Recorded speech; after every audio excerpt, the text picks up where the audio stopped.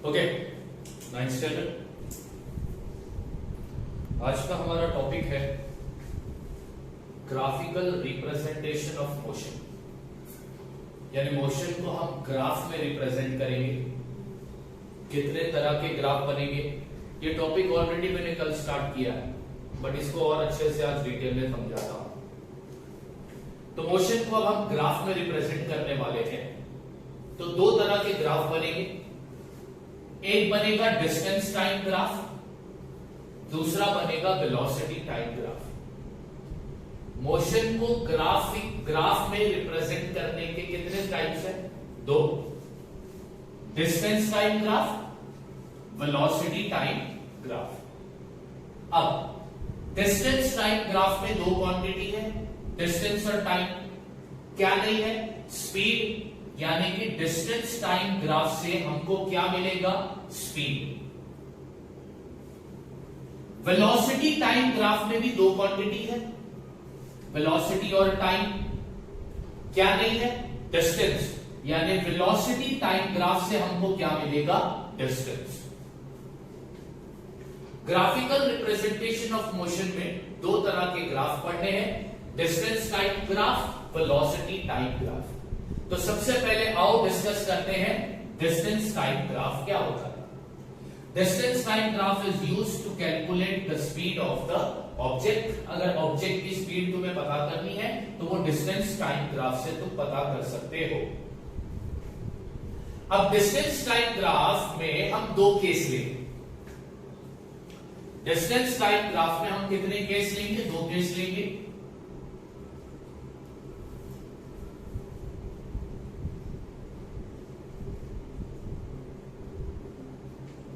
एक केस लेंगे uniform motion का,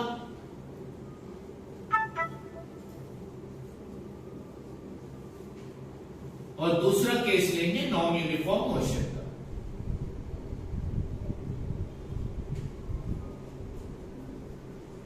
तो डिस्टेंस टाइम ग्राफ में हम कितने केस पढ़ने वाले हैं?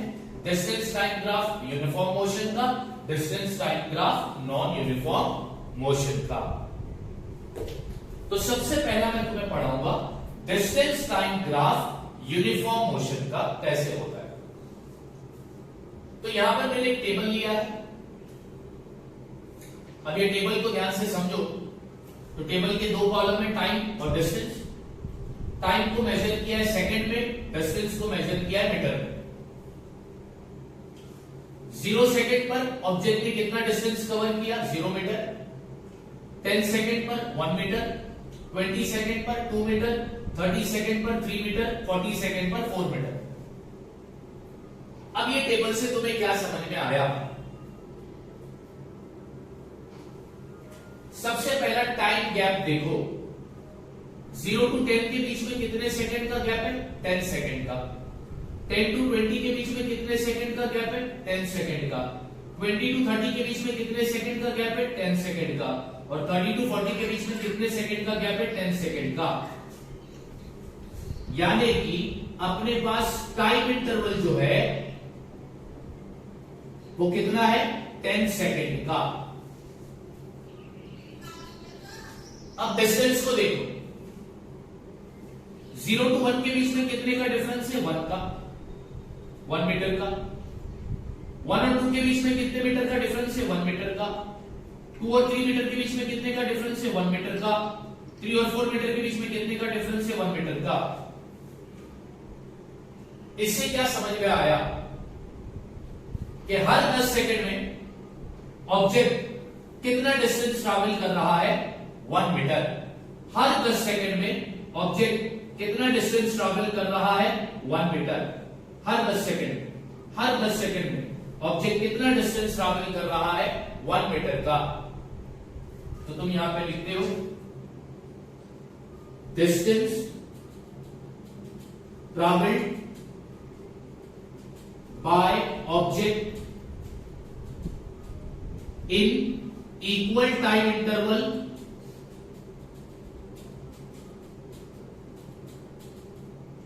आर इक्वल या फिर सेम। इक्वल टाइम इंटरवल में ऑब्जेक्ट इक्वल या फिर सेम डिस्टेंस ट्रैवल कर रहा है, तो ये किस टाइप का मोशन हुआ? Therefore object is in uniform motion. हमने ऑलरेडी यूनिफॉर्म मोशन को डिस्कस किया है अच्छे से, यानी ये जो टेबल है डिस्टेंस और टाइम का, ये किस टाइप के मोशन का है? यूनिफॉर्म मोशन का। अब इस यूनिफॉर्म मोशन के डिस्टेंस टाइम टेबल को हम ग्राफ में रिप्रेजेंट करेंगे। ग्राफ में दो एक्सिस होते हैं, एक्स और Y. X axis horizontal line होता है, वाई एक्सिस वर्टिकल लाइन होता है। हमेशा डिस्टेंस टाइम ग्राफ में टाइम को लिया जाएगा एक्स एक्सिस पर और डिस्टेंस को लिया जाएगा वाई एक्सिस पर। डिस्टेंस टाइम ग्राफ में हमेशा टाइम को लिया जाएगा एक्स एक्सिस पर और डिस्टेंस को लिया जाएगा वाई एक्सिस पर। अब ये टेबल को तुम्हें ग्राफ में रिप्रेजेंट करना है, तो तुमने एक्स एक्सिस और वाई एक्सिस बना लिया। एक्स एक्सिस पे तुम क्या लिखने वाले हो? टाइम। वाई एक्सिस पे तुम क्या लिखने वाले हो? डिस्टेंस। तो एक्स एक्सिस पे तुमने टाइम को लिखा। टाइम कहां से शुरू होता है? 0 से। एक बात मैं तुमको बता दूं, एक्स एक्सिस और वाई एक्सिस, एक्स एक्सिस और वाई एक्सिस जिस पॉइंट पर मिलते हैं उसको बोलते हैं पॉइंट ऑफ ओरिजिन। उसको क्या बोलते हैं? Point of origin. याद रखना, एक्स एक्सिस और वाई एक्सिस जिस पॉइंट पर मिलते हैं उस पॉइंट को बोलते हैं पॉइंट ऑफ ओरिजिन, और पॉइंट ऑफ ओरिजिन को डिनोट किया जाता है लेटर ओ से, या फिर इसको 0 भी पढ़ते हो। तो चलो टाइम लिखते हैं 0, 10, 20, 30, 40 जो दिया था वो सारा टाइम मैंने एक्स एक्सिस पर लिख दिया। अब डिस्टेंस को लिखेंगे कौन से एक्सिस पर? वाई एक्सिस पर। तो डिस्टेंस लिखता हूं 0, 1, 2, 3, 4। डिस्टेंस भी लिख दिया वाई एक्सिस पर। उसके बाद मैं क्या करूंगा? ग्राफ नहीं बनाऊंगा, मैं सबसे पहला स्केल लिखूंगा। तो यहां पर मैं लिखता हूं स्केल। एक्स एक्सिस पर 1 सेंटीमीटर बॉक्स पर कितना सेकंड है? 10 सेकंड। वाई एक्सिस पर 1 सेंटीमीटर बॉक्स पर कितना मीटर है? 1 मीटर। स्केल लिख दिया। अब स्केल लिखने के बाद मैं ग्राफ प्लॉट करूंगा।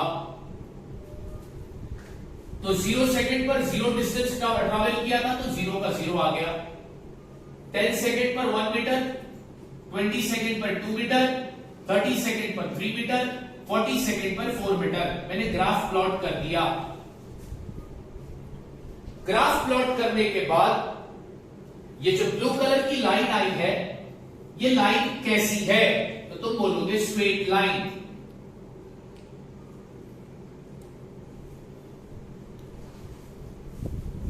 और ये स्ट्रेट लाइन क्या इंडिकेट करता है? Indicate speed of the object. क्या इंडिकेट करता है? ऑब्जेक्ट का स्पीड। इससे यह समझ में आया कि यूनिफॉर्म मोशन का जो डिस्टेंस टाइम ग्राफ होगा, यूनिफॉर्म मोशन का जो डिस्टेंस टाइम ग्राफ होगा, उसमें जो स्पीड की लाइन होगी वो हमेशा स्ट्रेट होगी। यूनिफॉर्म मोशन का जो डिस्टेंस टाइम ग्राफ होगा उसमें जो स्पीड की लाइन होगी वो स्ट्रेट होगी। अब मैंने स्टार्ट में तुमको बोला था कि डिस्टेंस टाइम ग्राफ की मदद से तुम स्पीड कैलकुलेट कर सकते हो। अब तुम्हारे माइंड में ये सवाल आएगा कैसे, तो वो अभी मैं डाउट क्लियर करता हूं। अभी यहां पर मैं पॉइंट को नाम देता हूं। ये है पॉइंट ए, ये है पॉइंट बी, ये है पॉइंट सी और ये है पॉइंट डी।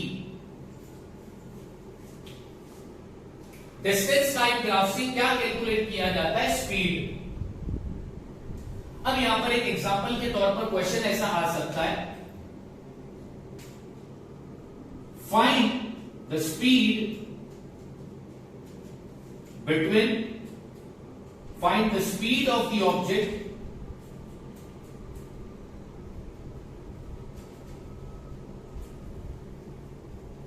बिटवीन पॉइंट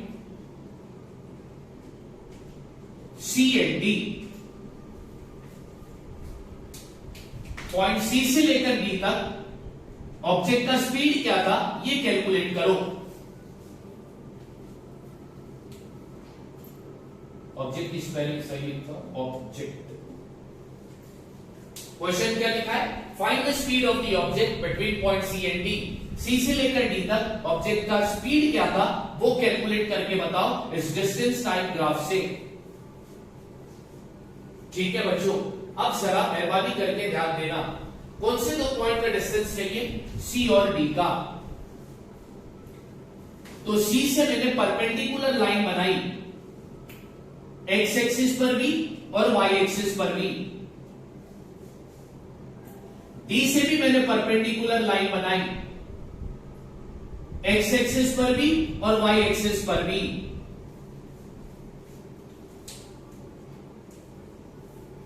ठीक है, अब इसको मैं नाम देता हूं,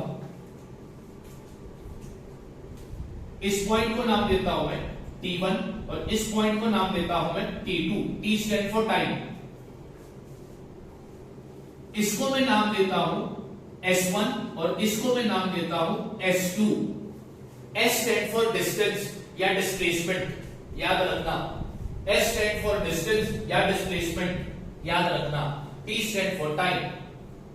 ठीक है, कौन से दो पॉइंट के बीच का डिस्टेंस निकालना था, C और D का।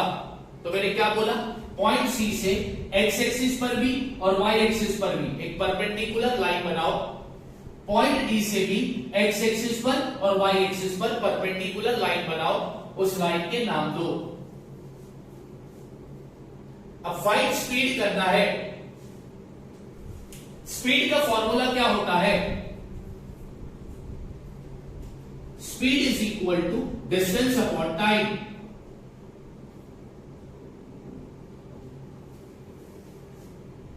ठीक है, इज इक्वल टू डिस्टेंस कौन से एक्सिस पर लिया था, वाई एक्सिस पर, और टाइम कौन से एक्सिस पर लिया था, एक्स एक्सिस पर।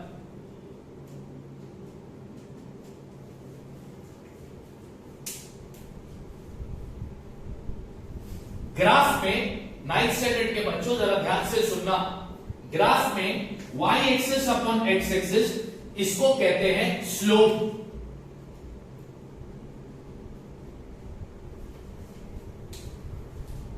याद रखना, क्या कहते हैं, स्लोप। ठीक है, ओके, इतना समझ में आ गया। अब आगे का खेल देखो। अब यहां पे लिखता हूं, therefore speed is equal to slope। अब स्लोप का फॉर्मूला क्या है, स्लोप का फॉर्मूला क्या होता है, ये y एक्सिस है। ठीक है, स्लोप का फॉर्मूला होता है y2 minus y1 upon x2 minus x1। Okay, slope of the line का फॉर्मूला क्या होता है, y2 minus y1 upon x2 minus x1। ठीक है बच्चों, घबराने वाली बात नहीं है। अब थोड़ा सा हमें सिर्फ ध्यान चाहिए। y2 minus y1, y axis पर तुमने क्या लिया था, डिस्टेंस, तो y2 माइनस yn की जगह पर तुम लिखोगे s2 minus s1 upon x2 minus x1, ये x एक्सिस का है, तो x2 माइनस x1 की जगह पर तुम लिखोगे t2 माइनस t1, क्योंकि x एक्सिस पे तुमने क्या लिया था, टाइम। अब इक्वल की साइन डालो और वैल्यू पुट कर दो। s2 कितना है, 4 माइनस s1 कितना है, 3 अपॉन t2 कितना है, 40 माइनस t1 कितना है, 30 इज इक्वल टू, यहां पे लिखता हूं, therefore speed is equal to 4 minus 3 1 upon 40 minus 30 10, ये मिल गई स्पीड, मीटर पर सेकेंड। स्पीड का यूनिट क्या है? मीटर पर सेकेंड। इस तरह डिस्टेंस टाइम ग्राफ की मदद से हमने स्पीड को कैलकुलेट किया। ये जो हमने डिस्टेंस टाइम ग्राफ बनाया, ये कौन से मोशन का था? यूनिफॉर्म मोशन का था। यूनिफॉर्म मोशन में डिस्टेंस टाइम ग्राफ में स्पीड का लाइन हमेशा कैसा होगा? स्ट्रेट। और वो स्ट्रेट लाइन क्या इंडिकेट करता है? Speed of the object. Graph बनाने के बाद तुमको अगर क्वेश्चन दिया कि कोई भी 2 पॉइंट का डिस्टेंस फाइंड करो, तो इस तरह तुम डिस्टेंस फाइंड करोगे। सॉरी, कोई भी 2 पॉइंट के बीच का स्पीड फाइंड करो, तो इस तरह तुम स्पीड फाइंड करोगे। क्योंकि डिस्टेंस टाइम ग्राफ से इस्तेमाल किया जाता है क्या कैलकुलेट करने के लिए? स्पीड। डिस्टेंस टाइम ग्राफ से क्या मिलता है? स्पीड मिलता है। और किस तरह ग्राफ की मदद से स्पीड को कैलकुलेट किया जाता है, वो अभी मैंने तुमको करा दिया। तो ये तुमने देखा डिस्टेंस टाइम ग्राफ कौन से मोशन का? यूनिफॉर्म मोशन का। अब हम पढ़ेंगे डिस्टेंस टाइम ग्राफ कौन से मोशन का? नॉन यूनिफॉर्म मोशन का। क्योंकि मैंने स्टार्ट में ही बोला कि डिस्टेंस टाइम ग्राफ तुम दो डिस्टेंस टाइम ग्राफ में तुम 2 केस पढ़ोगे, uniform motion, non uniform motion. ये तुमने क्या पढ़ा? Uniform motion. अब तुम क्या पढ़ने जा रहे हो? नॉन यूनिफॉर्म मोशन का डिस्टेंस टाइम ग्राफ। ठीक है, ओके। तो केस नंबर 1 हो गया distance time graph uniform motion का। अब केस नंबर 2 हम पढ़ेंगे distance time graph non uniform motion का। ध्यान दें, इधर भी मैंने टेबल लिया है। टेबल में 2 कॉलम है। टाइम को सेकंड में मेजर किया है, डिस्टेंस को मीटर में। 0 सेकंड में 0 मीटर ट्रैवल हुआ है, 5 सेकंड में 7 मीटर, 10 सेकंड में 12 मीटर, 15 सेकंड में 20 मीटर, 20 सेकंड में 30 मीटर, 25 सेकंड में 41 मीटर। अब टाइम इंटरवल निकालते हैं। 0 to 5 के बीच का डिफरेंस है 5, 5 to 10 का है 5, 10 to 15 का भी 5 सेकेंड, 15 to 20 का भी डिफरेंस 5 सेकेंड, 20 to 25 का डिफरेंस भी 5 सेकेंड। यानी यहां पर टाइम इंटरवल कितना आया? 5 सेकेंड। इक्वल है ना? हाँ, इक्वल है। अब डिस्टेंस 0 to 7 के बीच में कितने का डिफरेंस होता है? 7। 7 to 12 के बीच में 5, 12 to 20 के बीच में 8, 20 to 30 के बीच में 10, 30 to 41 के बीच में 11। यहां पर लिखता हूं metre, metre, metre, metre, metre. इससे तुमको क्या समझ में आ रहा है? पहले 5 सेकंड में कितना डिस्टेंस ट्रैवल हुआ? 7 मीटर। दूसरे 5 सेकंड में कितना डिस्टेंस ट्रैवल हुआ? 5 मीटर। तीसरे 5 सेकंड में कितना डिस्टेंस ट्रैवल हुआ? 8 मीटर। चौथे 5 सेकंड में कितना डिस्टेंस ट्रैवल हुआ? 10 मीटर। और पांचवें 5 सेकंड में कितना डिस्टेंस ट्रैवल हुआ? 11 मीटर। इसका कंक्लूजन तुम क्या निकालोगे? कि सर टाइम इंटरवल इक्वल है, टाइम इंटरवल इक्वल है, लेकिन डिस्टेंस कवर्ड इक्वल नहीं है। तो distance covered in equal time interval are not equal.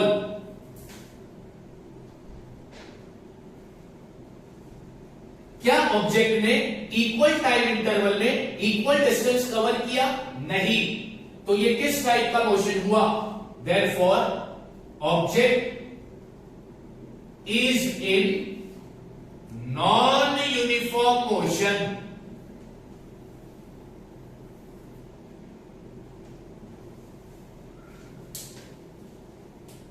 अभी इस नॉन यूनिफॉर्म मोशन के डिस्टेंस टाइम टेबल को हम ग्राफ में कन्वर्ट करेंगे। तो यहां पर ग्राफ प्लॉट करना है। Horizontal line X axis, vertical line Y axis. Distance time graph में मैंने बोला टाइम को डिनोट करेंगे या लिखेंगे एक्स एक्सिस पर और डिस्टेंस को लिखेंगे वाई एक्सिस पर। तो मैंने लिख दिया टाइम स्टार्ट होता है 0 से, 0, 5, 10, 15, 20, 25 मैंने लिख दिया। उसके बाद डिस्टेंस को लिखना है y एक्सिस पर, तो अब डिस्टेंस में ले रहा हूं 5-5 मीटर का, 5, 10, 15, 20, 25, 30, 35, 40। उसके बाद क्या लिखना रहता है, स्केल। तो अब यहां पर स्केल दोनों एक्सिस का लिखते हैं, एक्स एक्सिस का भी और वाई एक्सिस का भी। तो एक्स एक्सिस में 1 सेंटीमीटर मतलब कितना सेकंड है, 5 सेकंड। वाई एक्सिस में 1 सेंटीमीटर वाला बॉक्स कितना मीटर है, 5 मीटर। लिख दिया स्केल। स्केल लिखने के बाद हम क्या प्लॉट करेंगे, ग्राफ प्लॉट करेंगे। तो देखो 0 सेकंड में 0 था तो यहीं पे आया पॉइंट, फिर 5 सेकंड में 7 था तो 5 और 10 के बीच में आया, फिर 10 सेकंड में 12 था तो 10 और 15 के बीच में आ गया। इसी तरह तुम्हें ग्राफ प्लॉट करना है ग्राफ पेपर पर। अब ये जो लाइन है, ये लाइन क्या इंडिकेट करता है, स्पीड ऑफ द ऑब्जेक्ट।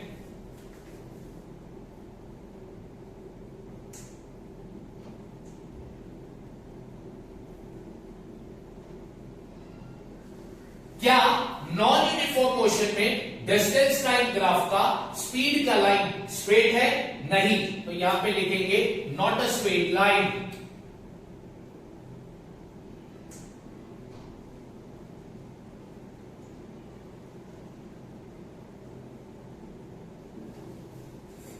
यानी नॉन यूनिफॉर्म मोशन में डिस्टेंस टाइम ग्राफ में जो स्पीड का लाइन आएगा वो कभी भी स्ट्रेट नहीं होगा। अब इसका कंक्लूजन तुम कैसा लिखोगे, for non uniform motion the distance covered by the object in equal time interval is not same, it is unequal. Therefore इसी वजह से ये किस टाइप का मोशन हुआ, एक्सीलरेटेड मोशन।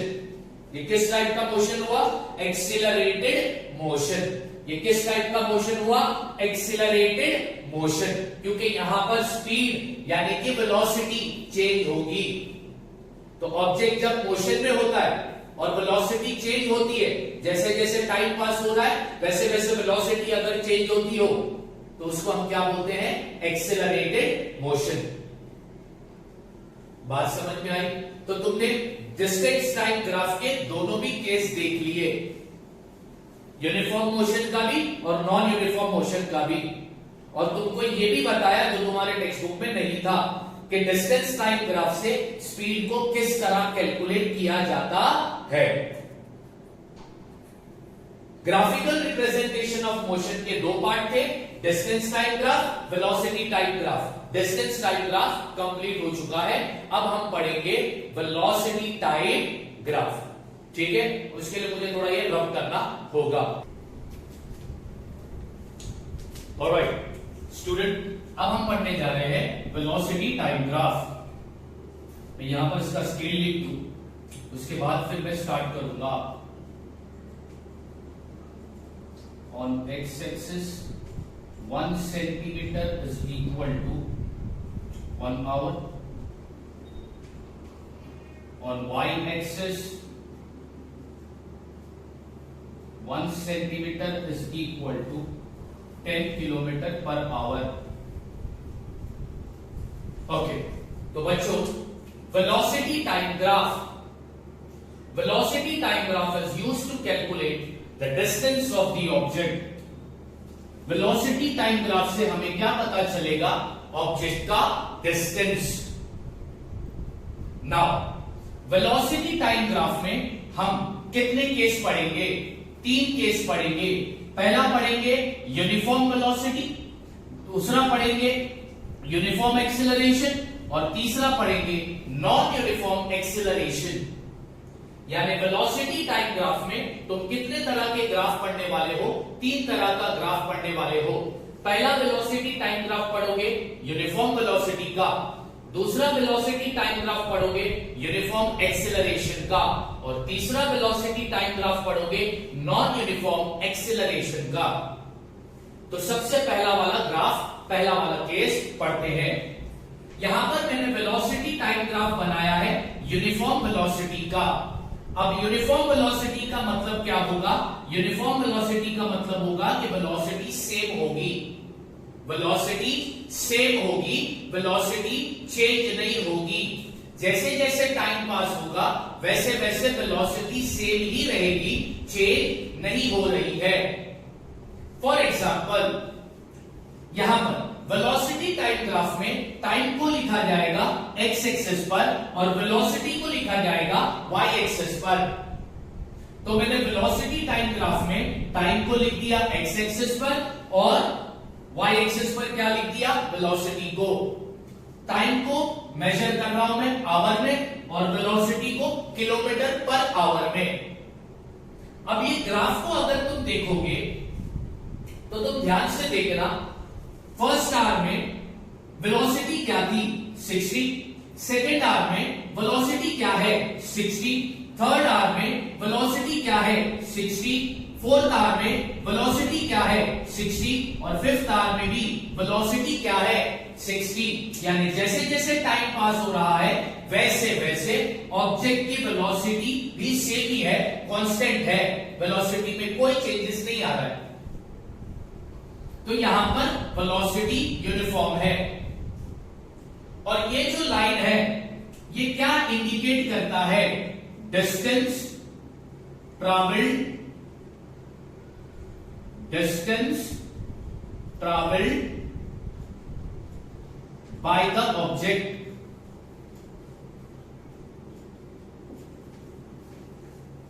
अच्छा, ये जो डिस्टेंस वाली लाइन है वो एक्स एक्सिस से हमेशा पैरेलल होगी। Straight line parallel to X axis.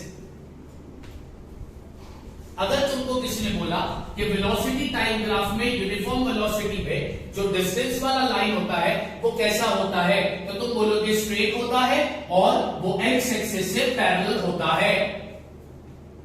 Line straight होगा और एक्स एक्सिस से पैरेलल होगा। इतना समझ में आ गया? ठीक है। अब इसका कंक्लूजन तुम क्या निकालोगे? क्या यहां पर एक्सीलरेशन हो रहा है या नहीं हो रहा है? तो तुम यहां पर देखो वेलोसिटी चेंज नहीं हो रहा है। तो अगर वेलोसिटी चेंज नहीं हो रहा है तो एक्सीलरेशन क्या होगा? जीरो। जीरो एक्सीलरेशन, यानी मैंने सारी चीजें यहां पर लिख दी है। ये जो लाइन है स्ट्रेट लाइन है, ये डिस्टेंस वाली लाइन है, ये स्ट्रेट लाइन एक्स एक्सिस से पैरेलल है, वेलोसिटी चेंज नहीं हो रही है, मतलब एक्सीलरेशन क्या है? जीरो। एक्सीलरेशन वाला वीडियो यूट्यूब पर देख लेना अगर याद नहीं आया तो, मैंने समझाया है, पूरा समझाया है। अब क्वेश्चन आएगा,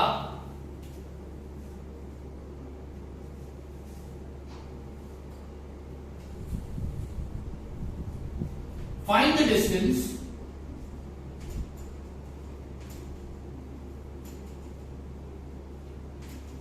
covered by the object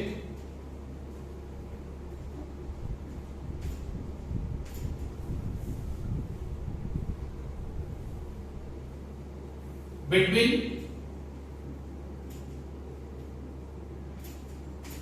2 and 4 hours.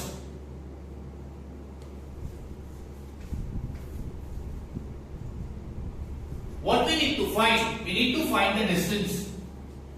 2 से 4 घंटे के बीच में, 2 से 4 घंटे के बीच में ऑब्जेक्ट ने कितना डिस्टेंस कवर किया वो फाइंड करना है। तो चलो डिस्टेंस फाइंड करते हैं। यहां पर लिखता हूं मैं सॉल्यूशन।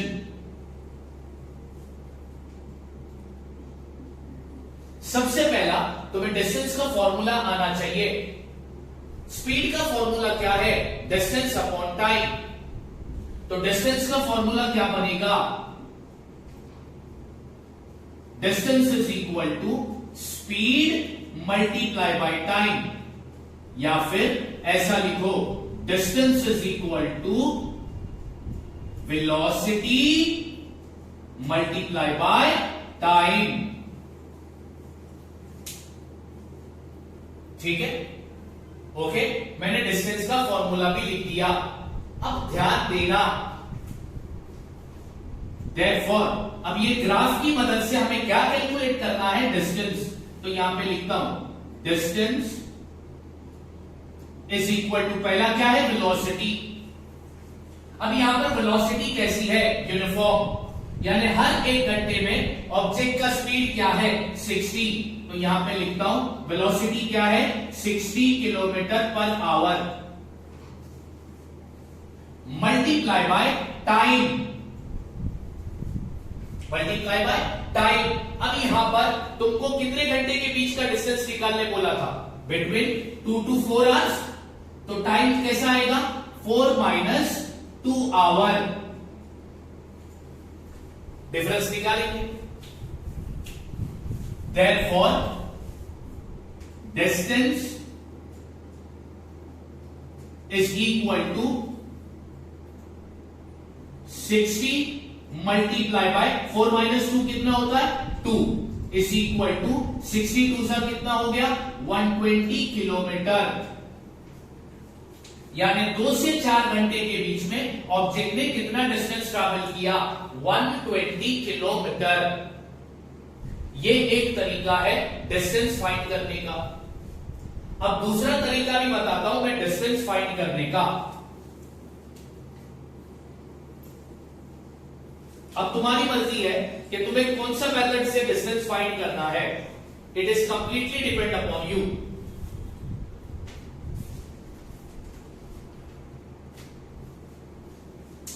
हमें 2 से 4 घंटे के बीच का डिस्टेंस फाइंड करना है। अब यहां पर मैं पॉइंट का नाम देता हूं, पॉइंट ए और पॉइंट बी। यानी क्वेश्चन में तुमको बोला है find the distance between point A and point B. A से बी का डिस्टेंस कितना है ये फाइंड करो, ठीक है। या फिर क्वेश्चन ऐसा आएगा find the distance between 2 hour and 4 hour. 2 से 4 घंटे के बीच में ऑब्जेक्ट ने कितना डिस्टेंस ट्रैवल किया वो फाइंड करो। तो अब 2 से 4 घंटे बोला है, इसलिए इस पॉइंट को मैं लेता हूं C और इस पॉइंट को लेता हूं मैं D, ठीक है, ओके। अब ये वाली लाइन में मिटा लेता हूं टेम्पररी। अब तुम्हें फाइंड करना है A से B के बीच का डिस्टेंस। तो A से B के बीच का डिस्टेंस फाइंड करने के लिए तुम यहां पर इस फिगर का एरिया निकालोगे। क्या निकालोगे, एरिया। अच्छा, जब ग्राफ पे इसको तुम प्लॉट करोगे ना, तो तुम ये वर्टिकल लाइन में जब बॉक्स गिनोगे तो यहां पर 6 बॉक्स आएंगे, इधर भी 6 बॉक्स आएंगे, इधर 2 बॉक्स आएंगे, इधर 2 बॉक्स आएंगे। तो इसका मतलब क्या हुआ, ये जो फिगर है ABCD, इस फिगर ABCD में अपोजिट साइड इक्वल है। तो ये फिगर क्या कहलाया जाएगा, रेक्टेंगल। तो यहां पे लिखता हूं मैं सबसे पहला quadrilateral ABCD is a rectangle. मुझे कैसे पता चला ये रेक्टेंगल है, तो मैं फिर रिपीट करता हूं। जब इसको तुम ग्राफ पे प्लॉट करोगे ना, तो तुम इधर बॉक्स गिनना 6 होंगे, इधर भी बॉक्स गिनना तो 6 होंगे, इधर बॉक्स गिनना 2 होंगे, इधर बॉक्स गिनना 2 होंगे, यानी अपोजिट साइड इक्वल है। तो जिस क्वाड्रिलेटरल का अपोजिट साइड इक्वल होता है उसे क्या बोलते हैं, रेक्टेंगल। तो क्वाड्रिलेटरल ABCD क्या हो गया, रेक्टेंगल। तुम्हें A से B का डिस्टेंस फाइंड करना है, A से B के बीच का डिस्टेंस फाइंड करना है, यानी तुम्हें इसकी एरिया फाइंड करनी है। तो अब यहां पर तुम फॉर्मूला कौन सा लोगे, एरिया ऑफ रेक्टेंगल। तो एरिया ऑफ रेक्टेंगल का फॉर्मूला क्या है, length multiply by breath, length multiply by breath. Area of rectangle का फॉर्मूला क्या है, लेंथ मल्टीप्लाई बाय ब्रेथ।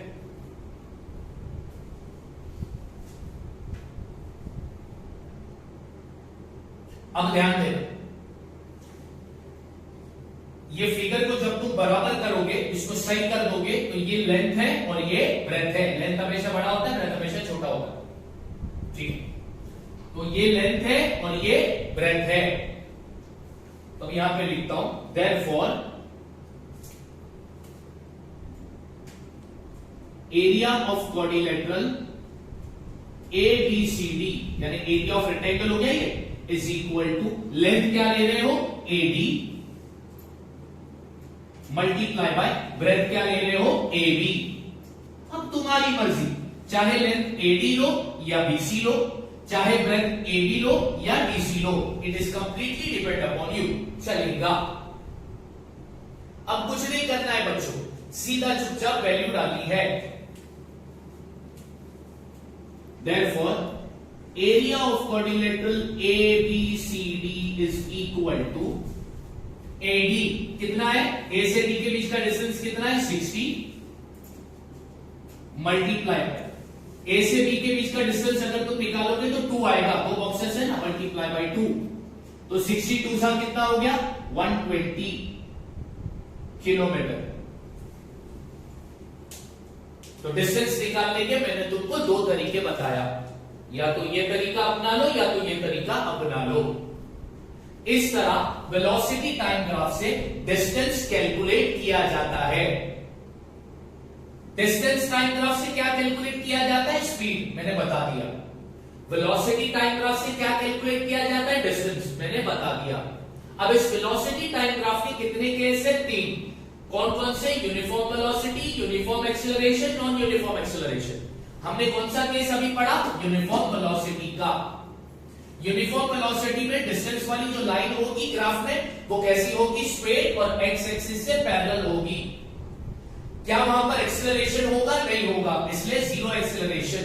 क्यों नहीं होगा एक्सीलरेशन, क्योंकि वेलोसिटी जैसे जैसे टाइम पास हो रहा है वेलोसिटी चेंज नहीं होती है। एक्सीलरेशन की वजह क्या है, या तो स्पीड का चेंज होना या तो डायरेक्शन का चेंज होना। ना तो यहां पर स्पीड चेंज हो रही है, ना तो यहां पर डायरेक्शन चेंज हो रहा है, इसलिए यहां पर जो एक्सीलरेशन होगा कैसा होगा, जीरो। बात समझ में आ गई, यस और नो। तो ये तुमने देखा पहला केस, ये तुमने पढ़ लिया पहला केस वेलोसिटी टाइम ग्राफ का। अब नेक्स्ट लेक्चर में मैं तुमको ये दो केस पढ़ाऊंगा। टिल देन बच्चों तुम सबसे एक रिक्वेस्ट है कि भाई मेरे YouTube के चैनल के सब्सक्राइबर को बढ़ा दो बाबा, हाँ, और आज का पूरा लेक्चर अच्छे से कॉपी कर लेना। मेरे सब्सक्राइबर को भी पढ़ाओ, चैनल को सब्सक्राइब करो, इसको फैलाओ। Thank you so much. और